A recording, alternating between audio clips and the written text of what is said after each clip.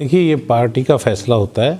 High command जिसको कहेगा वो यहाँ से उम्मीदवार होगा और पार्टी का उम्मीदवार होगा, और पार्टी जिसको चाहे वो उम्मीदवार बना सकती है। और हम सब कांग्रेस के साथी उनके साथ लग के उनको एक तरफ जीत की तरफ लेके जाएंगे।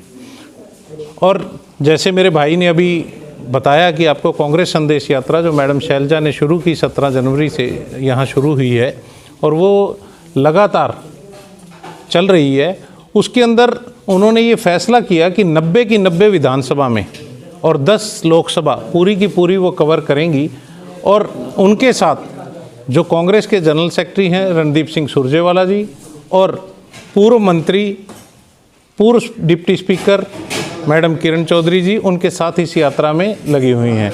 और ये यात्रा का मकसद जो नशा, बेरोजगारी और इस तरह की चीज़ें हैं वो जो लगातार हमारे प्रदेश को पीछे धकेल रही हैं, उसके खिलाफ जो सरकार आज लोगों को लुभावने वादे तो करती है पर उनको निभाती नहीं है, उसके खिलाफ जो नौजवान अपनी घर गृहस्थी छोड़कर भटक रहा है सिर्फ़ और सिर्फ रोज़गार के लिए, उसके खिलाफ ये यात्रा लगातार चल रही है। और इस यात्रा को भारी समर्थन मिल रहा है।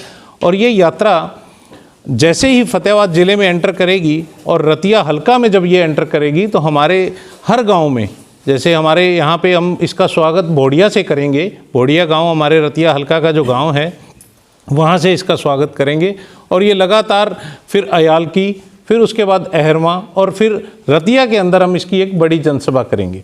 रतिया के बाद नथवान और चिम्मो में हम ये उसी तरीके से स्वागत करते हुए यात्रा का फिर उनको टोहाना में प्रवेश देंगे। देखिए, कांग्रेस पार्टी जिसको भी टिकट दे हम उसके फैसले को सर्वमान्य मानेंगे और तन मन धन से पूरा जोर लगाएंगे कि यहाँ से हर हाल में कांग्रेस पार्टी विजयी हो, क्योंकि लोग बीजेपी की नीतियों से तंग हो चुके हैं और वो कांग्रेस पार्टी की नीतियों में आस्था रखते हैं, कांग्रेस को जिताना चाहते हैं। यहाँ इस बार पूर्ण बहुमत से कांग्रेस सरकार बनेगी। कही मैंने कि नशा और बेरोजगारी, क्योंकि हमारा बॉर्डर लाइन एरिया है, ये गग्गर बेल्ट है जो बॉर्डर पंजाब के साथ लगता है और इसमें नशे की बहुत ज़्यादा हमारे यहाँ पे बहुत ज़्यादा फैल चुका है नशा। और उस चीज़ से अलग होकर हमें पहले, सबसे पहले अपने नौजवान को नशे से बचाना है। दूसरी बात जो आपने की कि बेरोज़गारी की, मैं इसके लिए ये कहूँगा कि रतिया को हमारे आज तक जितने विधायक हुए उन्होंने पिछड़ा हुआ रखा।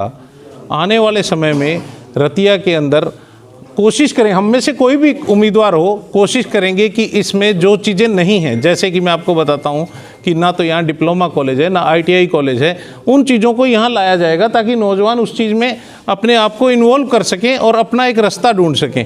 आज तक जितना नौजवान है वो भटक रहा है सिर्फ इस वजह से कि टेक्निकली नहीं है। रतिया के आप किसी भी रोड पे चले जाइए, आपको हर तरफ एक ही चीज़ नज़र आएगी, कहीं मोटर की दुकान, कहीं मिस्त्री की दुकान, क्योंकि टेक्निकली रतिया बहुत एडवांस है। और टेक्निकल कोई भी कॉलेज यहाँ पे, ना तो इंजीनियरिंग कॉलेज है, ना पॉलिटेक्निकल कॉलेज है, ना ही यहाँ पर ITI है। तो ऐसी चीज़ों को जब तक यहाँ नहीं लाया जाएगा तब तक रतिया का विकास संभव नहीं है।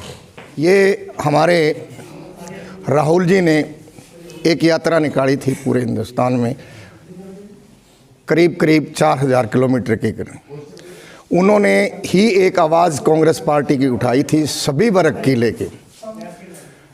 उन्होंने हर वर्ग की आवाज़ उठाई थी, क्योंकि जो बीजेपी सरकार है ये झूठे वायदे करके 15 लाख का वायदा किया इन्होंने, 2 करोड़ नौकरी का हिंदुस्तान में वायदा किया इन्होंने, बेरोजगारी ख़त्म कर देंगे ये वायदा किया इन्होंने, कुछ नहीं। तो राहुल जी ने वो यात्रा निकाली और अब फिर दोबारा राहुल जी ने 6500 किलोमीटर की यात्रा फिर शुरू की है कि हर वर्ग की आवाज़ उठाने की। उसी चीज़ को लेके हमारे आदरणीय बहन कुमारी शैलजा जी, जो ऑल इंडिया कांग्रेस कमेटी की जनरल सेक्रेटरी भी है, कैबिनेट मंत्री भी रही है सेंटर में, और CWC की मेंबर भी है, उत्तराखंड की प्रभारी भी है और हरियाणा की भी अध्यक्ष रही है।